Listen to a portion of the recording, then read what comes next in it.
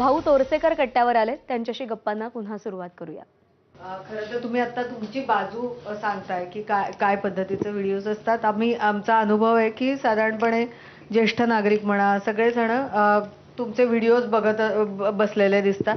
असं कुठेतरी जाणवतं का की समाजात म्हणा पत्रकारांमध्ये विचारवंतांमध्ये दोन गट आहेतच, दोन विचार आहेत, पण एका विचाराला कुठे आउटलेटच नव्हतं.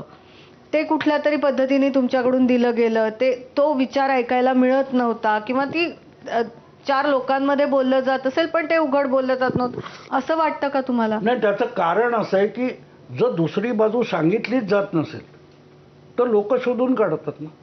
मी कुठेही जाहिरात केली नाही, काय नाही, मी सांगितलं ना ॲक्सिडेंटली तर सुरू झालं, लोक ऐकायला लागले, लोकांना नवीन नवीन त्यात काहीतरी बाजू अमुक एक आहे तर दुसरी बाजू काय आहे. आज मी तुम्हाला सांगतो की तुम्ही माझे व्हिडिओ बघाल तर त्याच्यात सनसनाटी नसते, बरोबर आहे. मी ते समजावण्याचा प्रयत्न करतो. आजची पत्रकारिता कुठे गोंधळली आहे पहिली गोष्ट लक्षात घ्या की जेव्हा सोशल मीडिया आला, सोशल मीडिया आल्यानंतर रेग्युलर मीडिया जो आहे त्याची उपयुक्तता काय राहिली? तुमची बातमीसाठी तुमची गरजच नाही आहे. अमेरिकेत काय घडलं तर हे आमच्या साताऱ्याच्या माण तालुक्यातल्या महिमानगडामध्ये 2 मिनिटात लोकांना त्या काय ते फेसबुक आणि त्याच्यावर कळतं किंवा व्हॉट्सॲपवर कळतं. मग तुमची गरज काय? तुम्ही ते समजावा, हे असं असं झालं आहे, ह्याचा असा असा अर्थ होतो, तो समजावला पाहिजे. पण तो आपण समजावतो का?